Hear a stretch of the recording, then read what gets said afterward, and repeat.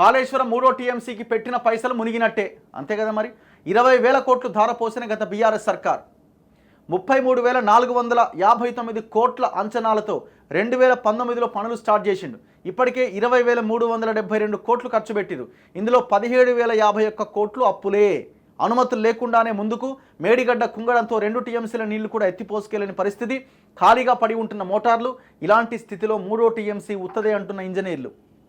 ఎంత భయంకరమైన gang rape అంటే, ఫైనాన్షియల్ గ్యాంగ్ రేప్ అంటే అంత భయంకరం. అసలు వేరే వేరే రాష్ట్రాలు అయితే నడి రోడ్డు మీద కాల్చి అవతల పడేస్తుండే, నడి రోడ్డు మీదనే.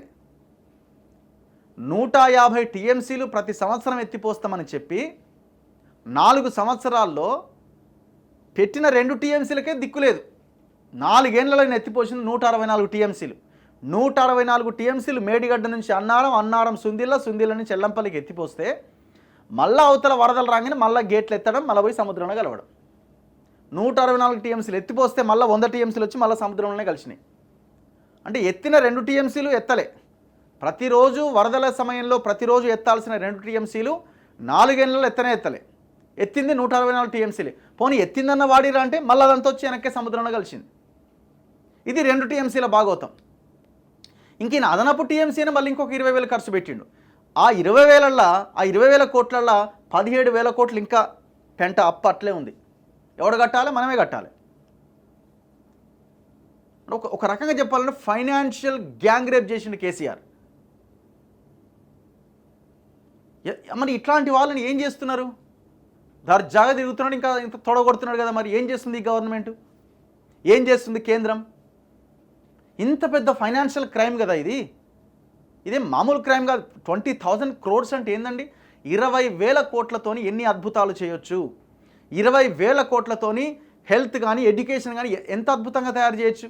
మొన్న ఎడ్యుకేషన్కి పెట్టిన 7.3% బడ్జెట్ 21,000 crores. అంటే ఒక సంవత్సర ఎడ్యుకేషన్ బడ్జెట్, ఒక సంవత్సరానికి పెట్టే బడ్జెట్ ఇది.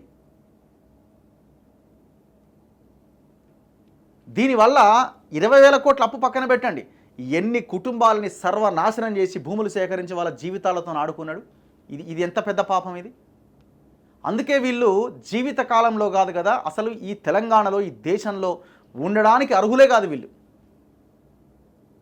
భవిష్యత్ సమీపంలో కూడా వీళ్ళు అసలు పవర్లోకి రావడం కాదు కదా. వీళ్ళు ఏమి జరిగినా వీళ్ళ గురించి అయ్యో అని అనాల్సిన అక్కరే లేదు. వేరే వేరే దేశాలు అయితే నడి రోడ్డు మీద ఉరిదీస్తారు, డౌట్ ఏం లేదనలా. ఇప్పుడు ఈ 17,000 crores ఎవడు కట్టాలా? 2 టీఎంసీలకే దిక్కు లేదా. 2 టీఎంసీలు ఎత్తిపోసే మేడిగడ్డ ఏమైంది ఇప్పుడు పరిస్థితి? ఇక 3వ టీఎంసీకి అడిగిపోదాం. కాళేశ్వరం ప్రాజెక్టులో 3వ టీఎంసీ పనుల కోసం పెట్టిన పైసలన్నీ మునిగినట్టే అన్న అభిప్రాయం వ్యక్తమవుతున్నది. గత బీఆర్ఎస్ సర్కార్ ఈ పనులపైన 20,000 కోట్లు ఖర్చు పెట్టింది. ఇందులో 17,000 కోట్లకు పైగా నిధులు అప్పులు తెచ్చి ఖర్చు పెట్టింది.